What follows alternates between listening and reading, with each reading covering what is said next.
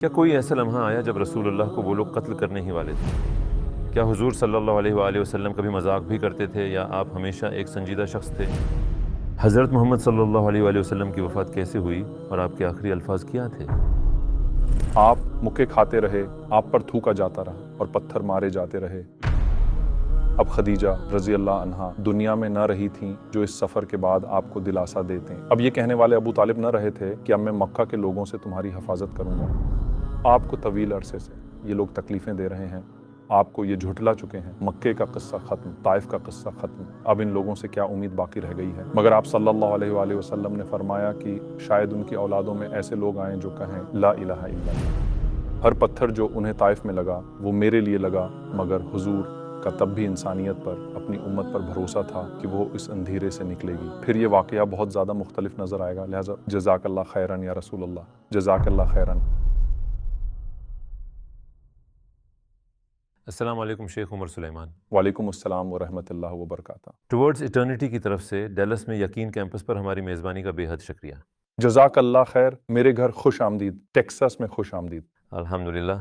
الحمدللہ۔ آج ہمارے پاس ہمارے پیغمبر، ہمارے پیارے پیغمبر صلی اللہ علیہ وآلہ وسلم کے بارے میں کچھ سوال ہیں، اور میں آپ سے پہلا سوال پوچھنا چاہوں گا۔ میں نے ایک دفعہ سنا تھا کہ پیغمبروں کو دنیا میں سب سے زیادہ تکلیفیں ملیں۔ ہمیں معلوم ہے کہ پیغمبر صلی اللہ علیہ وآلہ وسلم نے بھی بہت زیادہ تکلیفیں برداشت کیں۔ آپ کے خیال میں ان کے لیے کون سا وقت سب سے زیادہ مشکل تھا؟ سبحان اللہ، جب پیغمبر صلی اللہ علیہ وآلہ وسلم کی بات ہو تو بے شک انہوں نے ہر طرح کی تکلیفیں سہیں، اور انہیں وہ تمام تکلیفیں ملیں جو ان سے پہلے ہر پیغمبر کو مل چکی تھیں۔ اسی لیے ان سے پہلے کے پیغمبروں کے واقعات ان پر بہت زیادہ اثر انداز ہوئے۔ مثلاً اگر آپ یوسف علیہ السلام کے لحاظ سے سوچیں تو پیغمبر مکہ کے سب سے چہیتے بیٹے تھے، پھر ان کے بھائیوں نے انہیں وہاں سے نکال دیا اور وہ ایک نئی سرزمین پر اجنبیت سے گزرے اور وہاں کے لیڈر بنے۔ پھر وہ واپس آئے اور اپنے بھائیوں کو معاف کر دیا۔ جس طرح مریم علیہ السلام پر تہمت لگائی گئی تھی، اسی طرح حضور علیہ السلام پر بھی ان کی پاک بازی کے باوجود تہمت لگائی گئی، اور اللہ تعالیٰ نے انہیں اس تہمت سے بری کیا۔ موسیٰ علیہ السلام یا عیسیٰ علیہ السلام، لا تکونوا کالذین آذوا موسیٰ، ان لوگوں کی طرح نہ ہو جاؤ جنہوں نے موسیٰ علیہ السلام کو ستایا۔ لہٰذا پیغمبر صلی اللہ علیہ وسلم نے ہر وہ تکلیف سہی جو ہر پچھلے پیغمبر کو دی جا چکی تھی۔ مگر جب ابن مسعود رضی اللہ عنہ نے آپ صلی اللہ علیہ وسلم کے بخار میں تپتے بدن کو چھوا اور کہا بہت گرم ہے، سبحان اللہ، کوئی شخص کیسے بخار کی اتنی تپش برداشت کر سکتا ہے؟ پیغمبر صلی اللہ علیہ وسلم نے فرمایا ذالک بأن لی اجرین، یہ اس لیے ہے کیونکہ میرے لیے دو اجر ہیں، لہٰذا ڈبل اجر، تو ڈبل آزمائشیں۔ آپ کی سب سے مشکل آزمائش بہرحال جسمانی تکلیف نہیں تھی۔ عائشہ رضی اللہ عنہا نے آپ سے پوچھا تھا کیا احد آپ کی زندگی کا مشکل ترین دن تھا؟ کیوں پوچھا؟ کیونکہ اس میں آپ کے دانت مبارک شہید ہوئے تھے، آپ کا چہرہ خون آلود ہو گیا تھا، آپ کے کئی صحابہ میدان جنگ میں شہید ہو گئے تھے، وہ بہت زیادہ مشکل دن تھا۔ مگر آپ صلی اللہ علیہ وسلم نے فرمایا نہیں، وہ طائف کا دن تھا، وہ عام الحزن تھا، غم کا سال، اور حضور تنہا تھے، وہ لوگوں سے الگ تھلگ چل رہے تھے، اور کسی نے انہیں تب تک نہ پہچانا جب تک کہ ان پر پتھر نہ برسائے گئے، ان پر تھوکا نہ گیا، انہیں مکے نہ مارے گئے۔ آپ صلی اللہ علیہ وسلم کو ان لوگوں سے بڑی امیدیں تھیں۔ آپ صلی اللہ علیہ وسلم کا خیال تھا کہ یہ آپ کے خواب کی تعبیر ہوگی، اور جب آپ کی امیدیں اور توقعات بہت زیادہ ہوں تو مایوسی کی اذیت اور درد بھی زیادہ ہوتا ہے۔ انہوں نے آپ صلی اللہ علیہ وسلم سے بات تک نہ کی، وہ ان کے بارے میں ایسے بات کر رہے تھے جیسے وہ کمرے میں ہی نہ ہوں، اور یہ آپ کے لیے انتہائی تکلیف دہ بات ہوتی ہے جب لوگ آپ کے بارے میں اس طرح بات کریں جیسے آپ کمرے میں ہیں ہی نہیں۔ مثلاً کون ہے یہ آدمی، میں تو اس سے بات نہیں کروں گا۔ انہوں نے آپ صلی اللہ علیہ وسلم کا مذاق اڑایا اور بدمعاشوں اور طائف کے لڑکوں کی دو قطاریں بنا لیں جو آپ کو پتھر ماریں، آپ پر تھوکیں اور آپ کو پیٹیں۔ 20 کلومیٹر کے طویل فاصلے تک آپ مکے کھاتے رہے، آپ پر تھوکا جاتا رہا اور جوتے مارے جاتے رہے، اور کیا آپ تصور کر سکتے ہیں کہ اس دوران آپ کو کیسی کیسی باتیں کہی گئی ہوں گی جو ظاہر ہے سیرہ کی کتابوں میں کبھی نہ آ سکتی تھیں؟ مگر آپ نے وہ تمام توہین آمیز جملے سنے، اور پھر آپ نے فرمایا میں اس اجنبی وادی میں مکمل طور پر تنہا تھا، اور اس موقع پر حضور صلی اللہ علیہ وسلم نے اپنی مشہور دعائیں مانگیں۔ مگر کیا آپ حیرت انگیز بات جانتے ہیں؟ سبحان اللہ، دو چیزیں ہیں۔ نمبر ایک، اب وہ خدیجہ رضی اللہ عنہا دنیا میں نہ رہی تھیں جو اس سفر کے بعد آپ کو دلاسا دیتے ہیں۔ اب یہ کہنے والے ابو طالب نہ رہے تھے کہ میں مکہ کے لوگوں سے تمہاری حفاظت کروں گا، اسی لیے تو وہ عام الحزن تھا، اسی لیے تو وہ غم کا سال تھا۔ خدیجہ رضی اللہ عنہا کا انتقال ہو گیا تھا، اور اس غم کے ساتھ طائف کے لوگوں کے توہین آمیز سلوک اور ظلم کا درد جمع ہو گیا تھا، اور اس سب کے بعد بعد सुबहान अल्लाह हुजूर सल्लल्लाहु अलैहि वसल्लम ने ताइफ में सारी रात दुआएं मांगे। हम तक उन दुआओं के अल्फाज तो नहीं पहुंचे क्योंकि आपके साथ कोई नहीं था सवाए ज़ैद बिन हारिस रजी अल्लाह अन्हु के, मगर हम तसव्वुर नहीं कर सकते कि वो दुआएं कितनी खूबसूरत, कितनी दर्द भरी, कितनी ताकतवर होंगी। तो आप सल्लल्लाहु अलैहि वसल्लम ने हजरत आयशा रजी अल्लाह अन्हा से फरमाया कि वो मेरी जिंदगी का मुश्किल तरीन दिन था। जो कुछ भी आपने सहा वो इंतहाई मुश्किल और तकलीफ दह था। बाद उलमा कहते हैं कि उस तकलीफ में सफ़ा पर अपनी पहली दावत के जवाब में झुठलाया जाना और जंग उहद में जिस्मानी तकलीफ का दर्द ताइफ के मकाम पर यकजा हो गया था। सल्लल्लाहु अलैहि वसल्लम सुबहान अल्लाह। जब्राइल अलैहिस्सलाम हुजूर सल्लल्लाहु अलैहि वसल्लम के पास आते हैं जबकि खून आपके जिस्म पर अब भी ताज़ा है, तौहीन आमेज़ बातें ज़हन में ताज़ा हैं, और जब्राइल अलैहिस्सलाम पहाड़ों को हिलाने वाले एक फ़रिश्ते का तारुफ हुजूर सल्लल्लाहु अलैहि वसल्लम से करवाते हैं। वो फ़रिश्ता कहता है, मैं अलाख़शबीन के दरमियान मौजूद इन तमाम लोगों को कुचल सकता हूँ। यानी इन पहाड़ों के दरमियान सिर्फ ताइफ नहीं बल्कि मक्का के लोग भी शामिल थे, यानी उन दो पहाड़ों के बीच मौजूद तमाम लोगों का मतलब था बस बहुत हो चुका, आपको तवील अरसे से ये लोग तकलीफें दे रहे हैं, आपको ये झुठला चुके हैं, मक्के का किस्सा खत्म, ताइफ का किस्सा खत्म, अब इन लोगों से क्या उम्मीद बाकी रह गई है। मगर आप सल्लल्लाहु अलैहि वसल्लम ने फरमाया कि शायद उनकी औलादों में ऐसे लोग आएं जो कहें ला इलाहा इल्लल्लाह। इस मुश्किल सफ़र के बाद अल्लाह ताला हुजूर को रात में इस्रा मिराज के सफ़र पर ले गए। सुबहान अल्लाह, लोगों की तरफ से जुटलाए जाने और पत्थर बरसाए जाने के बाद आपको आसमानों में वेलकम किया गया। सारे पैगंबर आपसे बात कर रहे थे, सारे फरिश्ते आपसे गुफ्तगू कर रहे थे, जिसे सोचकर मुझे कपकपी आ जाती है। हुजूर सल्लल्लाहु अलैहि वसल्लम ने हमें देखा, आपने अपनी उम्मत को देखा, तो तसव्वुर करें आपने एक जानिब एक उम्मत को देखा। आपने पूछा क्या ये मेरी उम्मत है? जब्राइल अलैहिस्सलाम ने फरमाया नहीं। वो मुड़े और आप सल्लल्लाहु अलैहि वसल्लम को एक उम्मत दिखाई जो तादाद में दुगनी थी, जो बनी इसराइल की उम्मत से कहीं ज़्यादा बड़ी थी। उन्होंने फरमाया ये है आपकी उम्मत या मोहम्मद सल्लल्लाहु अलैहि वसल्लम। रसूलुल्लाह सल्लल्लाहु अलैहि वसल्लम ने उस उम्मत की तरफ देखा। उस उम्मत में ताइफ की नस्लें भी होंगी, मक्का वालों की नस्लें भी होंगी और सारी दुनिया के लोग होंगे, तमाम नस्लें जिनकी ज़बानें भी अलग और रंग भी अलग, मगर जो ला इलाहा इल्लल्लाह मुहम्मदन रसूलुल्लाह के साथ मुत्तहिद है। और आप सल्लल्लाहु अलैहि वसल्लम हमारी तरफ देख रहे होंगे। और क्या कभी आपको ये ख्याल आता है कि क्या हुजूर सल्लल्लाहु अलैहि वसल्लम ने मुझे देखा था? क्या हुजूर सल्लल्लाहु अलैहि वसल्लम ने मुझे पहचाना था? क्या मैं हुजूर सल्लल्लाहु अलैहि वसल्लम को सबसे नुमाया नजर आया? और अल्लाह ने ये मामला इस तरह फरमाया कि अगर हम उन्हें नजर नहीं आए तो हम यहाँ नहीं जान पाएंगे, मगर हम आखिरकार जान लेंगे। हम अल्लाह से दुआ करते हैं कि जब हम कौसर पर आप सल्लल्लाहु अलैहि वसल्लम से मिलें इंशाअल्लाह तो हुजूर सल्लल्लाहु अलैहि वसल्लम भी हमें देखने के इतने ही मुंतज़र हों जितना कि हम उन्हें देखने के मुंतज़र हैं। जब आप सल्लल्लाहु अलैहि वसल्लम ने इस्लाम की दावत दी तो तकरीबन तमाम कबीलों ने आपको झुठला दिया था। क्या उन्होंने आप सल्लल्लाहु अलैहि वसल्लम को कत्ल करने की कोशिश नहीं की? क्या कोई ऐसा लम्हा आया जब रसूलुल्लाह सल्लल्लाहु अलैहि वसल्लम को वो लोग कत्ल करने ही वाले थे? ऐसा कई मर्तबा हुआ कि हुजूर सल्लल्लाहु अलैहि वसल्लम को कत्ल किया ही जाने वाला था। जब वहाँ अबू जहल जैसा एक वहशी रहता हो जो उस उम्मत का फ़िरौन है। अबू जहल वो पहला शख्स था जिसने हरम के अंदर और हरम से बाहर मुसलमानों का खून बहाना एक आम बात बना दी थी। वो हुजूर सल्लल्लाहु अलैहि वसल्लम को जिंदा नहीं देखना चाहता था और ऐसा कई बार हुआ कि उसने ये कोशिश की, यहाँ तक कि उसने सजदे की हालत में हुजूर को कुचल डालने का भी सोचा। अबू जहल एक लंबा तड़ंगा शख्स था, उसका जिस्म भारी भरकम और बड़े डील डूल वाला था। पैगंबर सल्लल्लाहु अलैहि वसल्लम ने फरमाया अगर वो ऐसा करता तो जब्राइल अलैहिस्सलाम उसे हलाक कर देते। अगर वो ऐसा करने की कोशिश करता, आप सल्लल्लाहु अलैहि वसल्लम ने फरमाया कि अगर उस दिन वो ऐसा करता तो जब्राइल उसी वक्त उसे हलाक कर देते। मगर हुजूर सल्लल्लाहु अलैहि वसल्लम के खिलाफ एक ऐसी कोशिश की गई जो हिजरत के दौरान अमल में आई। फिरौन सिर्फ उसे नहीं कहते जो जिस्मानी तकलीफें दे, बल्कि वो नफ्सियाती तकलीफें भी देता है। आज आप इसराइल में उस आलमी फिरौन को देखें, वो क्या कर रहा है। नीतनयाहू एक फिरौन है, वो सिर्फ मादी चालें ही नहीं चल रहा बल्कि नफ्सियाती चालें और खेल भी रचा रहा है। राइट, तो अबू जहल कई कबीलों का एक आइडिया लेकर आया। राइट, कुरैश के बड़ों ने ये आइडिया बनाया कि हुजूर सल्लल्लाहु अलैहि वसल्लम को कत्ल करने का काम मुख्तलिफ कबीलों को सौंपा जाए ताकि वो इल्ज़ाम एक दूसरे पर लगा सकें और यूं किसी भी ग्रुप पर इल्ज़ाम नहीं आएगा। और अल्लाह सुब्हाना व तआला ने उस दिन हुजूर सल्लल्लाहु अलैहि वसल्लम को बचा लिया। उन्होंने बद्र में हुजूर सल्लल्लाहु अलैहि वसल्लम को कत्ल करने का इरादा किया। उन्होंने उहद में हुजूर सल्लल्लाहु अलैहि वसल्लम को कत्ल करना चाहा। वो वाहिद शख्स जो हुजूर सल्लल्लाहु अलैहि वसल्लम के हाथों कत्ल हुआ था वो है अबी बिन खल्फ। ये वाहिद शख्स है जिसे हुजूर सल्लल्लाहु अलैहि वसल्लम ने अपने हाथ से कत्ल किया था। और हुजूर सल्लल्लाहु अलैहि वसल्लम ने फरमाया बदतरीन शख्स वो है क़तल नबियहु, जो अपने पैगंबर को कत्ल करता है, औ क़तलहु नबीहु, या उसका पैगंबर उसे कत्ल करता है। और अपनी उम्मत में सिर्फ एक शख्स है जिसे आपने कत्ल किया, जो अबी बिन खल्फ है, जिसने कसम खाई थी कि उहद के दिन या तो मैं जिंदा रहूंगा या वो जिंदा रहेंगे। मतलब हम में से कोई ایک قتل ہوگا۔ جب وہ آپ صلی اللہ علیہ وسلم کی طرف بڑھ رہا تھا تو آپ نے ایک نیزہ اس کی طرف پھینکا جو اس کی گردن کو چھوتا ہوا نکل گیا اور کوئی گہرا زخم نہ آیا، مگر اس نے یہ کہنا شروع کر دیا، قتلنی محمد قتلنی محمد، حضور صلی اللہ علیہ وسلم نے مجھے قتل کر دیا۔ اس کے ساتھیوں نے کہا یہ تو ہلکا سا زخم ہے، اور سبحان اللہ پھر وہ زخم سڑ گیا اور وہ اسی میں مرا۔ صرف اس ایک شخص کو حضور صلی اللہ علیہ وسلم نے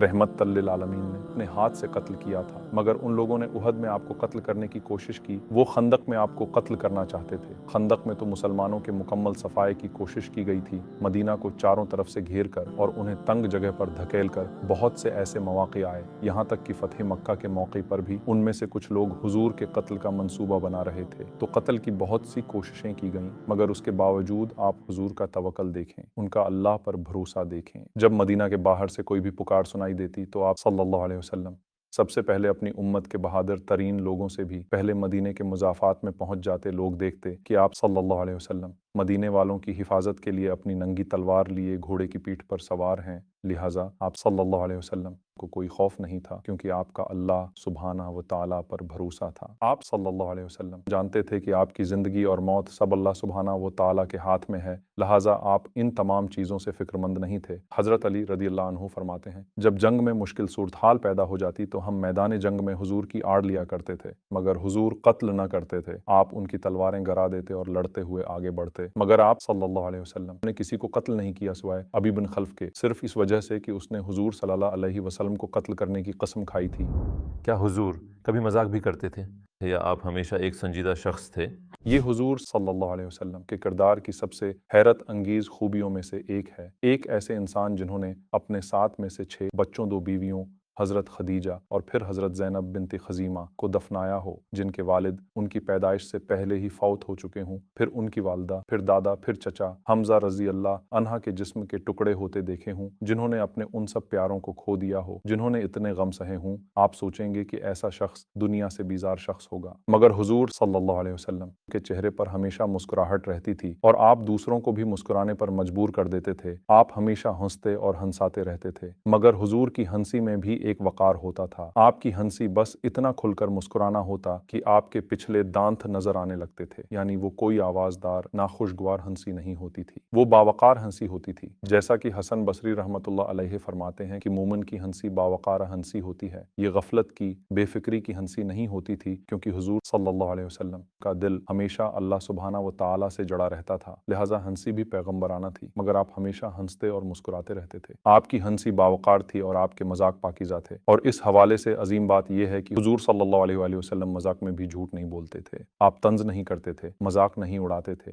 ہمارے مذاق عام طور پر دوسروں کی حقارت پر مبنی ہوتے ہیں۔ جب حضور کسی کے ساتھ مذاق کرتے تو اسے عزت کا احساس دیتے تھے۔ جب ہم مذاق کرتے ہیں تو ایک دوسرے کو نیچا دکھاتے ہیں، جبکہ حضور کسی سے مذاق کرتے تو وہ اپنی ذات میں خود کو بہتر محسوس کرنے لگتا، لہٰذا وہ کسی کا برا نک نیم نہیں رکھتے، وہ ہمیشہ اچھا نک نیم دیتے۔ وہ کسی کی ظاہری حالت کا مذاق نہ بناتے، بلکہ وہ اپنی ظاہری حالت کو بہتر محسوس کرنے لگتا۔ وہ کسی کے قبیلے کے بارے میں کوئی بری بات نہ کہتے، بلکہ اس کے متعلق اچھی بات کہتے۔ حضور ایسے مذاق کرتے جس سے لوگ اپنی عزت میں اضافہ محسوس کرتے، جو واقعی بڑی نایاب بات ہے، اور آپ جھوٹ بول کر اپنی عزت نہ گھٹاتے تھے، کیونکہ جھوٹ بولنا اپنی عزت گھٹانا ہے، لہٰذا آپ کبھی ایسا نہ کرتے تھے۔ مگر جو بات خصوصاً غزہ کے ان حالات میں مجھے حیران کرتی ہے، مثلاً کوئی کہہ سکتا ہے تم کیسے مسکرا سکتے ہو، تم کیسے مسکرا سکتے ہو جبکہ اس وقت غزہ میں یہ سب کچھ ہو رہا ہے اور ساری دنیا میں یہ سب کچھ ہو رہا ہے۔ حقیقت یہ ہے کہ حضور صلی اللہ علیہ وآلہ وسلم مشکل ترین حالات میں بھی مسکراتے رہے ہیں، کیونکہ حضور کا ہمیشہ ایک نقطہ نظر تھا، غزہ میں ہلاک ہونے والے تمام لوگ شہید ہیں، وہ ایک اعلیٰ تر زندگی کے مزوں میں ہیں جو اس زندگی سے کہیں زیادہ بہتر ہے، اور جو ابھی زندہ ہیں انہیں اللہ سبحانہ و تعالیٰ پر بھروسہ ہے۔ حسبنا اللہ و نعم الوکیل۔ جیسے ہمارا اللہ پر اپنے لیے بھروسہ ہے، اسی طرح ہم ان کے لیے بھی اللہ پر بھروسہ کرتے ہیں۔ تو کیا ہمیں رونا چاہیے؟ ہم روتے ہیں۔ حضور اپنی امت کے لیے روتے تھے، مگر اپنی امت کے سامنے آپ مسکراتے تھے۔ یہ بڑی خوبصورت یکجائی ہے، وہ امت کو دیکھ کر مسکرائے اور پھر امت کے لیے روئے۔ جب آپ صلی اللہ علیہ وآلہ وسلم نے اسلام کی دعوت دی تو آپ ان مکہ والوں کے سامنے بھی مسکرائے تاکہ ان کے دل نرم ہوں اور اسلام میں ان کے داخلے کی امید پیدا ہو، اور پھر آپ ان کی ہدایت کی دعا کرتے ہوئے روئے بھی۔ لہٰذا حضور کی ایک منشا، ایک نیت تھی۔ ہم ہمیشہ نیت کی بات کرتے ہیں، آپ کی مسکراہٹ کی بھی ایک نیت تھی اور آپ کے رونے کی بھی ایک نیت تھی۔ انما الاعمال بالنیات۔ اعمال کا دارومدار نیت پر ہے، لہٰذا ہمیں اللہ کے لیے مسکرانا چاہیے اور ہمیں اللہ ہی کے لیے رونا چاہیے۔ ہمیں ایک ہی وقت میں اپنا درد کم کرنے کے لیے مسکرانا بھی چاہیے اور درد کی وجہ سے رونا بھی چاہیے۔ حضور کے بہت سے مذاقوں میں سے میرا پسندیدہ مذاق، کیونکہ میری نظر سے بہت سے ایسے مزاح گزرے ہیں جو آپ صلی اللہ علیہ وسلم نے صحابہ سے فرمائے، وہ مزاح ظہیر رضی اللہ عنہ نامی ایک شخص کے ساتھ تھا۔ ظہیر ایک نوجوان تھے جن کی عزت نفس گھائل تھی اور وہ دیکھنے میں زیادہ خوبصورت نہیں تھے، اور انہیں معلوم تھا کہ وہ خوبصورت نہیں ہیں، اور ان کا قبیلہ بھی طاقتور نہیں تھا اور نہ ہی ان کے پاس مال و دولت تھا، لہٰذا اپنی عزت ان کی نظر میں کم تھی۔ تو حضور صلی اللہ علیہ وآلہ وسلم ہمیشہ انہیں دیکھتے اور ان کا جذبہ بڑھاتے۔ آپ صلی اللہ علیہ وآلہ وسلم ان سے فرماتے، ظاہر بن حرام ہمارا صحرائی آدمی ہے اور یہ کہ ظاہر ہمارے لیے چیزیں تلاش کر رہا ہے، یعنی آپ صلی اللہ علیہ وآلہ وسلم اسے بہت اہمیت کا مالک بنا دیتے تھے۔ مگر سب سے خوبصورت مزاح وہ تھا جب حضور نے ظاہر رضی اللہ عنہ کو بازار میں دیکھ لیا تھا۔ سوچیں ذرا، ہم کسی غریب کے پاس سے کیسے گزرتے ہیں، ہم کسٹوڈینز کے پاس سے کیسے گزرتے ہیں، ہم مختلف قسم کے کام کرنے والوں کے پاس سے کیسے گزرتے ہیں، ہم انہیں سلام تک نہیں کرتے جیسے وہ مسلمان بھی نہ ہوں، جیسے وہ کوئی انسان بھی نہ ہوں۔ اس معاشرے میں آپ تصور کر سکتے ہیں کہ تمام لوگ آپ صلی اللہ علیہ وسلم کو دیکھ کر کیسے ہر وقت آپ کی جانب لپکتے ہوں گے۔ وہاں آپ صلی اللہ علیہ وسلم کا ظاہر رضی اللہ عنہ کو دیکھ کر کہنا، چلو میں ذرا اس کے ساتھ ایک مزاح کروں، اور پھر آپ ظاہر کے پیچھے پہنچ گئے اور انہیں پیچھے سے دبوچ لیا اور کہنے لگے، من یشتری هذا العبد، من یشتری هذا العبد، یہ غلام کون خریدے گا؟ پہلے تو ظاہر رضی اللہ عنہ سمجھے کہ یہ کوئی اور ہے، پھر انہیں حضور کی گرفت کا احساس ہو گیا، تو وہ کہتے ہیں، جیسے ہی مجھے احساس ہوا کہ یہ اللہ کے رسول ہیں تو میں نے خود کو ڈھیلا چھوڑ دیا۔ کون نہیں چاہے گا کہ حضور اس سے اس طرح ملے، رائٹ؟ تو جب آپ صلی اللہ علیہ وسلم پکار رہے تھے تو اس دوران ظاہر نے ایک جملہ کہا، یا رسول اللہ مجھے آخر کون خریدے گا؟ تصور کریں اپنی اہمیت ان کی نظر میں کتنی کم تھی، یعنی اگر میں ایک غلام ہوتا تب بھی مجھے کوئی کسی مول نہ خریدتا۔ حضور نے ان سے کہا، تصور کریں ایک شفیق باپ ایک بھائی کی طرح فرمایا، لیکنک عند اللہ غال، مگر اللہ کی نظر میں تم انمول ہو، تم سوچ بھی نہیں سکتے کہ اللہ کی نظر میں تمہاری کیا قیمت ہے۔ تصور کریں کہ ظاہر اس دن بازار میں کیسے آئے تھے اور واپس گھر کیسے گئے۔ وہ بازار یہ سوچ لے کر آئے کہ ان کی کوئی قدر و قیمت نہیں، مگر جب وہ بازار سے گئے تو حضور کے الفاظ میں ان کی قدر و قیمت اتنی ہے کہ کوئی مخلوق اس کا شمار نہیں کر سکتی، یعنی اللہ کی نظر میں ان کی قیمت اتنی زیادہ ہے۔ اور حضور قرآن میں بیان کی گئی ہر بری خصلت کے بالکل الٹ تھے، اور آپ قرآن میں بیان کی گئی ہر اچھی خوبی کا مظہر تھے۔ تو جب اللہ فرماتا ہے، یسخر قوم من قوم، لوگوں کا مذاق مت اڑاؤ، لوگوں کی عزت نہ گھٹاؤ، تو حضور صلی اللہ علیہ وآلہ وسلم مذاق اڑانے کو ناپسند فرماتے تھے، اور حضور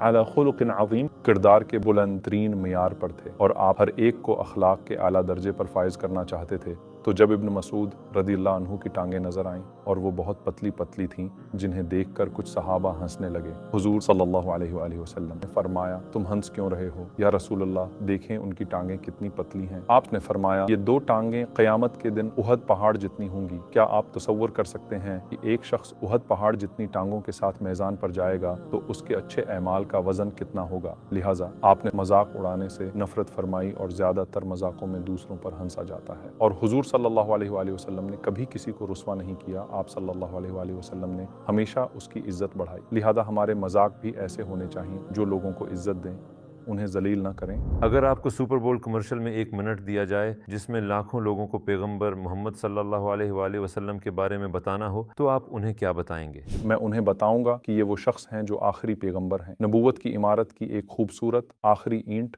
وہ عمارت جو موسیٰ، عیسیٰ، نوح، ابراہیم اور داؤد علیہ السلام سمیت ہزاروں خوبصورت اینٹوں سے بنی ہے، اور پیغمبر محمد صلی اللہ علیہ وآلہ وسلم اس عمارت کی آخری خوبصورت اینٹ، باقی رہ جانے والی اینٹ ہیں۔ وہ اسماعیل علیہ السلام کی اولاد ہیں، اور وہ آپ کو انہی تمام چیزوں کی طرف بلاتے ہیں جن کی طرف ان سب پیغمبروں نے بلایا تھا، مگر آپ کو ایک صحیفہ بھی ملا ہے جس میں ذرا برابر بھی تبدیلی نہیں ہوئی، جو خدا کا ذاتی کلام ہے اور بے مثال ہے، جو اس کے پرفیکٹ کلام کا ایک پرفیکٹ مظہر ہے، جسے ایک روڈ میپ کے طور پر ہم سب کے لیے پوری طرح محفوظ کیا گیا ہے، تاکہ ہم موسیٰ کے خدا کو، عیسیٰ کے خدا کو، ابراہیم کے خدا کو اور محمد صلی اللہ علیہ وآلہ وسلم کے خدا کو پہچان سکیں۔ اللہ ان تمام پیغمبروں پر اپنی سلامتی اور رحمتیں نازل کرے، اور آپ کے لیے خدا کو پہچاننا ضروری ہے تاکہ آپ زندگی میں اپنا مقصد جان سکیں۔ خوبصورت کمرشل۔ کیا آپ سپر بول کمرشل کا معاوضہ دیں گے؟ حضور صلی اللہ علیہ وآلہ وسلم بھی یہودیوں اور عیسائیوں کو اسلام کی دعوت دے رہے تھے، اور ہم جانتے ہیں کہ حضرت محمد صلی اللہ علیہ وآلہ وسلم کی آمد کے بارے میں ان کی مقدس کتابوں میں بھی لکھا ہے۔ پھر اس وقت کے عیسائی اور یہودی علماء آپ صلی اللہ علیہ وآلہ وسلم پر ایمان کیوں نہیں لائے؟ عموماً اس کا تعلق صرف مذہب سے نہیں ہوتا، بلکہ اس بات سے ہوتا ہے کہ کون سی چیز لوگوں کو مذہب اپنانے پر مائل کرتی ہے۔ لہٰذا جو بھی حضور کی تلاش میں اور ابراہیم علیہ السلام کے خالص پیغام کی تلاش میں تھا، تو وہ حضور صلی اللہ علیہ وآلہ وسلم کو دیکھتے ہی ایکسائٹڈ ہو گیا، اور اگر حقیقی مقصد اور خدا کے ساتھ وفاداری کے بجائے کوئی مذہب کے نام پر اتھارٹی کی تلاش میں تھا یا پھر پاور یا خواہشات کی تکمیل چاہتا تھا، تو وہ اپنی راہ میں رکاوٹ بننے والی ہر چیز کو فوراً الگ کر کے مذہب سے نکال دیتا تھا، چاہے وہ اللہ کا رسول ہی کیوں نہ ہو۔ آپ دو لوگوں کی مثالیں دیکھیں، عبداللہ ابن سلام رضی اللہ عنہ، حسین ابن سلام جو مدینہ کے چیف ربی تھے۔ جب انہوں نے حضور کے بارے میں سنا تو وہ فوراً گئے اور پوچھ گچھ کی۔ انہوں نے آپ کا چہرہ دیکھا اور کہا، میں جانتا ہوں یہ ایک جھوٹے شخص کا چہرہ نہیں ہو سکتا، اور انہوں نے آپ کو کہتے سنا، آپ نے فرمایا، افش السلام واطعموا الطعام، سلام کو عام کرو اور لوگوں کو کھانا کھلاؤ، اور رات میں نماز پڑھو جب دوسرے لوگ سو رہے ہوں، اور آپس میں صلہ رحمی کرو، تم سلامتی کے ساتھ جنت میں داخل ہو جاؤ گے۔ انہوں نے پیغمبر کا یہ پیغام سنا اور پکار اٹھے، یہی آخری نبی ہیں، اور وہ فوراً پیغمبر پر ایمان لے آئے۔ دوسری طرف مدینے کا سب سے بڑا عالم حی ابن اخطب تھا، وہ بھی حضور کے انتظار کا دعویٰ کر رہا تھا۔ جیسے ہی اس نے سنا کہ حضور تشریف لا چکے ہیں اور اسے محسوس ہوا کہ اس کی پاور کے لیے یہ اچھا نہیں ہوگا، یہ اس کی پاور کے لیے بری خبر ہے، تو حی ابن اخطب کہنے لگا، جب تک یہ زندہ ہیں میرے دشمن ہیں، اور جب تک میں زندہ ہوں میں ان کا دشمن ہوں، میں آخر تک ان کے ساتھ لڑوں گا۔ یعنی اس کا انتظار خلوص والا نہیں تھا۔ اللہ فرماتا ہے، یعرفونہ کما یعرفون ابناءہم، تم ان کو ایسے ہی پہچانتے ہو جیسے اپنے بچوں کو پہچانتے ہو۔ کیا کوئی ایسا ہے جو اپنے بچوں کو نہ پہچانے؟ وہ انہیں فوراً پہچان لیتا ہے۔ حبشہ کا نجاشی جس نے گواہی دی تھی کہ آپ اللہ کے رسول ہیں، اور نجاشی ایک عیسائی عالم تھا جس کی آنکھیں آنسوؤں سے بھیگ گئی تھیں، اور جس نے حضور صلی اللہ علیہ وآلہ وسلم کو پیغام بھیجا تھا کہ اگر میرے بس میں ہوتا تو آپ کے پاس آتا اور آپ کے جوتے اٹھاتا، مگر یہاں حبشہ میں مجھ پر ذمہ داریاں ہیں۔ نجاشی میں اور روم کے ہرکولس میں فرق، بلکہ اس کا تعلق ایک طرف قربانی کا حوصلہ رکھنے اور دوسری طرف قربانی کا حوصلہ نہ رکھنے سے تھا۔ دونوں جانتے تھے کہ آپ ہی آخری نبی ہیں، لہٰذا میں لوگوں سے یہ کہتا ہوں کہ اگر آپ واقعی ابراہیم کے ایمان، عیسیٰ کے پیغام، موسیٰ کے پیغام، محمد صلی اللہ علیہ وآلہ وسلم کے پیغام، تمام پیغمبروں علیہم السلام کے پیغام کی تلاش میں ہیں، تو یہ آپ کی ذمہ داری ہے کہ محمد صلی اللہ علیہ وآلہ وسلم کے بارے میں ان کی نبوت کا دعویٰ کیسا ہے، ان کے پیش کردہ ثبوتوں کی تحقیق کریں اور کھلے ذہن اور دل کے ساتھ ایسا کریں، اور حضرت محمد صلی اللہ علیہ وآلہ وسلم کے ثبوتوں اور شخصیت کی اسٹڈی کر کے یہ کہتے ہوئے چلے جانا بہت مشکل ہے کہ ہاں وہ ایک عام آدمی یا جھوٹے پیغمبر تھے۔ معاذ اللہ، خلوص سے تحقیق کرنے والے کسی بھی شخص کے لیے یہ بہت زیادہ مشکل، تقریباً ناممکن ہوگا کہ اس قسم کا نتیجہ اس کے سامنے آئے۔ کیا پیغمبر صلی اللہ علیہ وآلہ وسلم کو کبھی غصہ آیا؟ اگر انہیں غصہ آیا تو وہ کس وجہ سے تھا؟ پیغمبر کی خصوصیت یہ ہے کہ وَمَنْ تَقَمَ لِنَفْسِهِ قَتْ، انہیں اپنے لیے کبھی غصہ نہیں آیا۔ آپ کو تبھی غصہ آیا جب اللہ کے قانون کی یا پھر اللہ کی کسی مخلوق کی حق تلفی ہوئی، لہذا حضور کو زیادتی، حق تلفی، ظلم پر ہی غصہ آیا۔ خود انہیں اپنے اوپر ہونے والے ظلم پر بھی غصہ نہیں آیا، لہذا وہ اپنے خلاف ہونے والی چیزیں ہمیشہ نظر انداز کر دیتے تھے۔ لیکن اگر آپ صلی اللہ علیہ وآلہ وسلم کے سامنے کسی اور کے ساتھ ناانصافی ہوتی تو پھر آپ کو غصہ آ جاتا، اور اگر کوئی اللہ کے قانون کو توڑتا تو اللہ کے رسول ہونے کے باوجود انہیں غصہ آتا تھا، مگر چونکہ ان کا غصہ حق بات کی وجہ سے ہوتا تھا، لہٰذا اس کا اظہار ناجائز طریقوں سے نہیں ہوتا تھا۔ اگر آپ کا غصہ اللہ کی وجہ سے ہو تو آپ برا بھلا کہنے سے، غرور کے ساتھ اپنا سینہ پیٹنے سے باز رہیں گے۔ آپ اپنے غصے کو وقار کے ساتھ ایک نقطہ نظر کے ساتھ ظاہر کریں گے۔ میں لوگوں کو یہ مثال دیتا ہوں، عائشہ رضی اللہ عنہا فرماتی ہیں، میں نے حضور کو اس موقع سے زیادہ غصے میں کبھی نہیں دیکھا جب انہوں نے خدیجہ کے متعلق بات کہی تھی، کیونکہ حضور خدیجہ رضی اللہ عنہا کی بہت باتیں کیا کرتے تھے،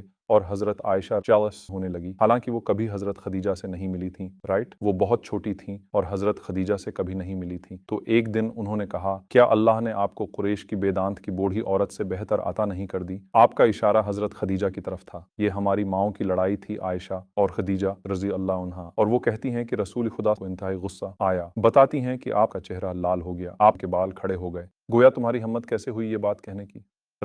اب اپنا ردعمل ظاہر کرنے کے لیے حضور کے پاس دو طریقے تھے۔ آپ حضرت عائشہ کو نیچا دکھاتے یا حضرت خدیجہ کی عزت بڑھاتے۔ آپ نے کیا منتخب کیا؟ آپ نے فرمایا، میں اللہ کی قسم کھاتا ہوں کہ اللہ نے مجھے ان سے بہتر عطا نہیں کی۔ آمنت بی کفر بی۔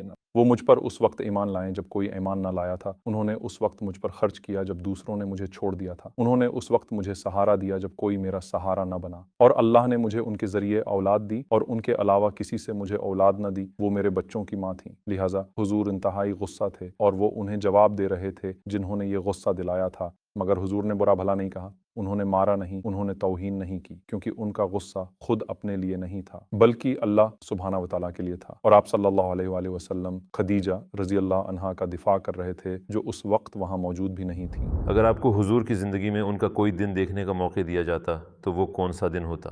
صلی اللہ علیہ وسلم ایسے بہت سے دن ہیں کہ کاش جب میں آپ صلی اللہ علیہ وآلہ وسلم کو دیکھتا، لیکن میرے سامنے دو طرح کے پہلو ہیں۔ ایک وہ جب حضور بہت غمگین تھے، شاید جب حضور حضرت خدیجہ کو دفنا رہے ہوتے اور حضرت خدیجہ کو قبر میں اتارتے ہوئے انہیں جو درد محسوس ہو رہا ہوتا جب حضور ان کے پاس تھے، مگر آپ نے نماز نہیں پڑھی، کوئی جنازے کی نماز نہیں ہوئی، رمضان کا مہینہ تھا مگر روزہ نہیں تھا۔ حضرت خدیجہ نے کبھی 5 وقت کی نماز نہیں پڑھی، وہ امت پر نماز فرض ہونے سے پہلے انتقال فرما گئی تھی، لہٰذا ایک طرف میں اس دن حضور کے پاس ہونا چاہتا، مگر اس سے بھی بڑھ کر میرے خیال میں شاید فتح مکہ کے دن میں ساتھ ہونا چاہتا۔ کہاوت ہے کہ آپ کو کسی شخص کا اصل کردار تب نظر آتا ہے جب وہ بلندی پر ہو، جب اس کے پاس طاقت ہو۔ یہ حضور کے برابر میں گھوڑے پر سوار ہونا، آپ کے ساتھ طواف کرنا چاہتا ہوں۔ جب آپ صفا پر ایک بار پھر کھڑے ہوئے تب ساتھ کھڑا ہونا چاہتا، جہاں اب کسی نے انہیں نہ جھٹلایا بلکہ اس بار ہزاروں سے زیادہ لوگ آپ صلی اللہ علیہ وآلہ وسلم کے ساتھ تھے۔ میں اللہ کے وعدے کو سچ ہوتا دیکھتے ہوئے اس خوشی کے لمحے میں آپ کے ساتھ ہوتا۔ میرے خیال میں آج کل میں فتح کے اس دن کے بارے میں ہی سوچ رہا تھا، لہٰذا وہ عظیم درد کا دن ہوتا یا عظیم فتح کا دن ہوتا۔ یہی دو چیزیں ہیں جو میرے سامنے ہیں، اور میں آپ کو کچھ اور دن بھی بتا سکتا ہوں،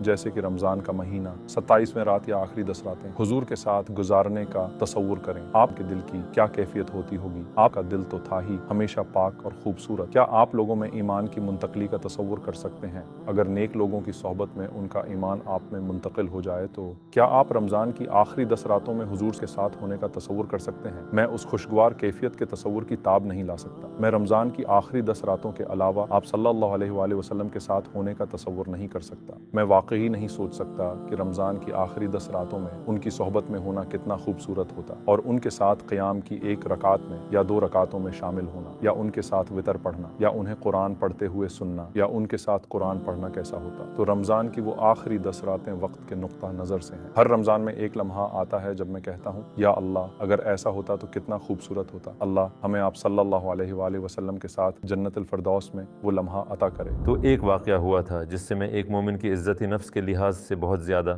انتہائی شدت سے متاثر ہوا۔ کیا کوئی ایسا واقعہ ہے جس پر آپ صلی اللہ علیہ وآلہ وسلم نے اپنی زندگی میں زور دیا ہو جب آپ کعبے کو سلام کر رہے تھے؟ ہاں، سبحان اللہ، یہ انتہائی دلچسپ ہے کیونکہ حضور صلی اللہ علیہ وآلہ وسلم حجت الوداع میں الوداعی حج میں تھے۔ زیادہ تر صحابہ حجت الوداع کی وجہ سے صحابہ بنے، کیونکہ صحابی بننے کے لیے آپ کو دیکھنا اور آپ پر ایمان لانا دونوں ضروری ہیں۔ حجت الوداع اس ایک حج کے دن زیادہ تر لوگ آپ سے ملے اور انہوں نے صحابی کا درجہ پا لیا، اور آپ صلی اللہ علیہ وآلہ وسلم کے پیغامات بہت واضح ہیں۔ اب کی بار حضور صلی اللہ علیہ وآلہ وسلم نے خبردار کیا، دوبارہ کافروں مشرکوں کی طرح نہ بن جانا کہ پھر ایک دوسرے کی گردنیں مارنے لگو، رائٹ؟ یعنی آپ امت میں تفریق کے حوالے سے خبردار کر رہے تھے۔ اور اس دن جب حضور صلی اللہ علیہ وآلہ وسلم حجت الوداع کے عید کے روز طواف فرما رہے تھے تو حضور نے کعبے کو خطاب کرتے ہوئے فرمایا، تو کتنا پیارا ہے، تو کتنا پاکیزہ ہے، تو کتنا مقدس ہے، مگر اس سب کے ساتھ اس ذات کی قسم جس کے قبضے میں میری جان ہے،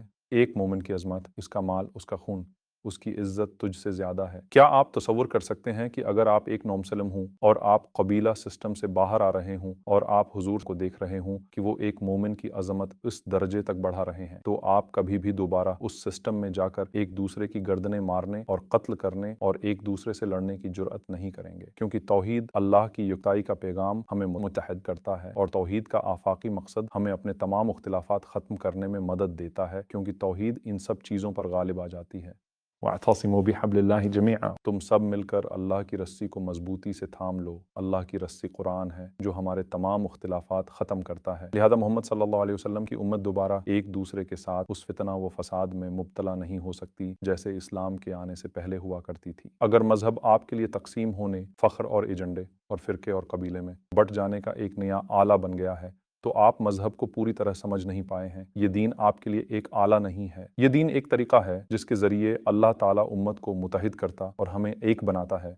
और हुजूर का पैगाम यही है, मोमिन की अज़मत। क्या हम तसव्वुर कर सकते हैं कि हम किसी को काबे पर हमला करते देख सकें? ये चीज़ उम्मत मुहम्मदिया सल्लल्लाहु अलैहि वसल्लम को कितना गुस्सा दिलाएगी। आप गज़ा में रोज़ाना काबे को ढाते हुए देख रहे हैं, रोज़ाना अपनी स्क्रीन पर आप गज़ा में उसे ढाते हुए देख रहे हैं। उसे देखकर हम में से हर शख्स को गुस्सा आना चाहिए। ये मोमिन की अज़मत है, मोमिन का खून है, मोमिन का घर है, जिसे हमारी आंखों के सामने हर वक्त ढाया जा रहा है। अल्लाह ताला हमारी बेबसी पर हमें माफ़ फरमाए और हमें अपने भाइयों और बहनों के लिए और बहुत कुछ करने की हिम्मत दे। हज़रत मोहम्मद सल्लल्लाहु अलैहि वसल्लम की वफ़ात कैसे हुई और आपके आखिरी अल्फाज क्या थे? हुजूर सल्लल्लाहु अलैहि वसल्लम का विसाल 63 साल की उम्र में कुछ दिन की बीमारी के बाद हुआ और आपके आखिरी अल्फाज आयशा रज़ी अल्लाह अन्हा की गोद में अदा हुए। जब बुखार शदीद हो गया और फरिश्ते जब्राइल अलैहिस्सलाम आपके पास आए तो हुजूर सल्लल्लाहु अलैहि वसल्लम ने फरमाया, बल रफ़ीक़ुल आला, बल रफ़ीक़ुल आला, मैं रफ़ीक़ी आला को मुंतखब करता हूँ, क्योंकि आपको ये चवाइस दी गई थी कि या तो अपनी कौम के पास रहें या अपने रफ़ीक़ी आला को मुंतखब कर लें, और आपने रफ़ीक़ी आला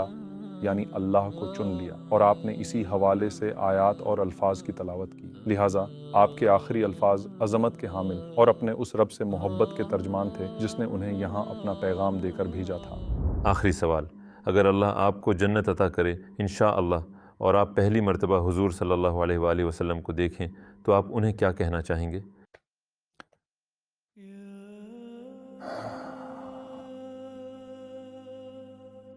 मुझे लोगों से इंटरव्यू लेना याद है, मुझे सवाल पूछना पड़ता है। अल्लाहुम्मा सल्ली व सल्लिम अला नबीना मुहम्मद। मैं बस हर उस चीज़ के लिए उनका शुक्रिया अदा करूँगा जो उन्होंने हमारे लिए सही, हर वो चीज़ जो उन्होंने हमारे लिए बर्दाश्त की। अगर आप इस बारे में सोचें, अगर आप इसके मुताल्लिक़ सोचना शुरू करें, हर पत्थर जो उन्हें मारा गया, हर तौहीन उन्होंने मेरे लिए बर्दाश्त की, उन्होंने हमारे लिए मार सही। आपने उन दिनों में क्यों हज़रत खदीजा और अबू तालिब को छोड़ा, मक्के को छोड़ा, इतनी ज़िल्लत बर्दाश्त की और इतना सब कुछ बर्दाश्त किया?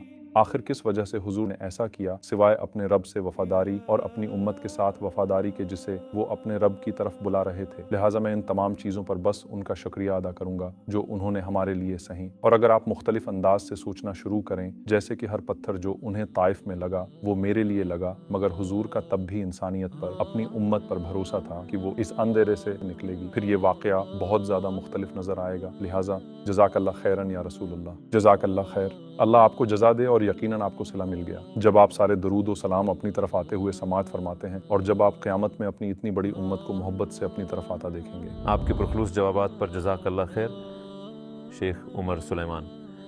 टुवर्ड्स इटर्निटी की तरफ से इंशाअल्लाह हम आपके शुक्रगुजार हैं और हम सब अपने प्यारे पैगंबर से मुलाकात की उम्मीद रखते हैं। जज़ाकल्लाह खैर। अल्लाह आप पर करम करे।